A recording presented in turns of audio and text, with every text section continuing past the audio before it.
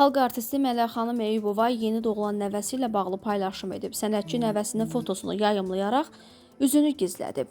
O paylaşımına dünyamıza xoş gəldin qızım şərhini yazıb. Qeyd edək ki, körpə Mələk xanım Eyübovanın bloger qızı Nəzrin Nəcəfova ilə onun müğənni həyat yoldaşı Mərdan Kazımovun qızıdır. Sənətçinin 4 övladı və daha 2 nəvəsi var. Estrada müğənniləri muğama həvəs göstərirlərsə, bunu alqışlamaq lazımdır. Bunun nəyi pisdir? Əməkdar artist Nüşabə Ələsgərli Günəbax verilişində deyib bu sözləri.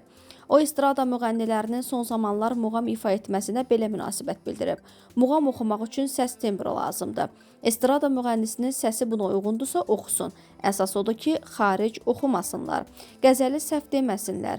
Bir də özlərini böyük xanəndə adlandırmasınlar.